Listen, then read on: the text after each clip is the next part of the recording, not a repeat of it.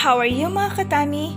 Today we're going to cook sinigang na hipon or shrimp in sour soup. Sinigang na hipon is a shrimp sour soup made with tamarind as the primary sour agent, while others can also use kamyas. It is seasoned with fish sauce and made with various vegetables that are added like raddish, string beans, green chili, tomatoes, among many others. Don't forget to hit like and subscribe so that you'll always get updated with my new videos.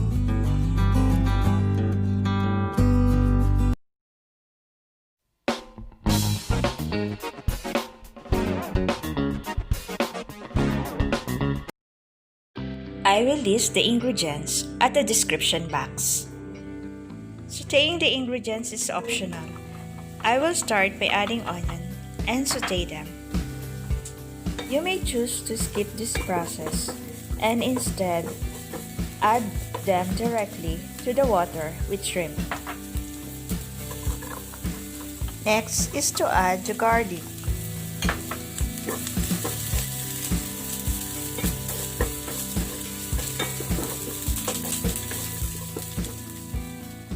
Then let's add the tomatoes.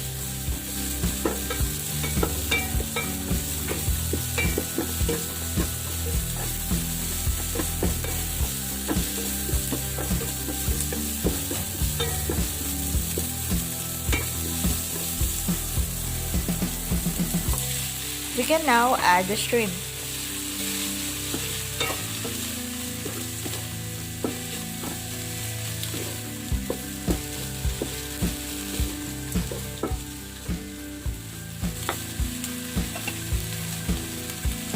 Then add the powdered pepper.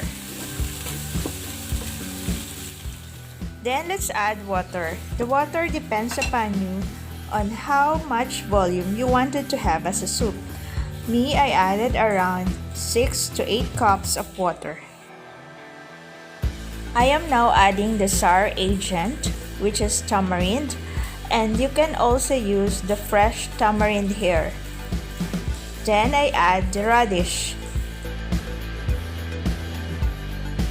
Let's add green chili. Then let's add the string beans.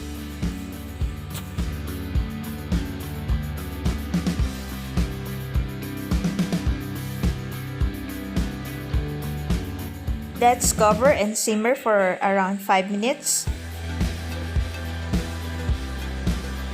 You may add now the kangkong leaves. Kangkong leaves is otherwise known as river spinach or swamp cabbage. It grows where there's a lot of water. It is also called swamp morning glory.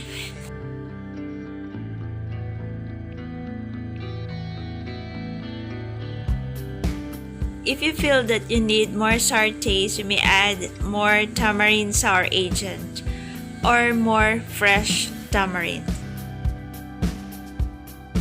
Actually, this viand is one of the most easiest viand to cook because the ingredients are simple and the procedure is as well simple.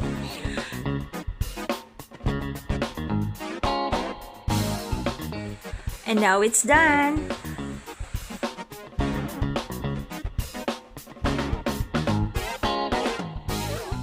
Again, I would like to thank you for watching my new video, and for you to be updated, don't forget to subscribe, hit the like button and notification so that you will always be updated.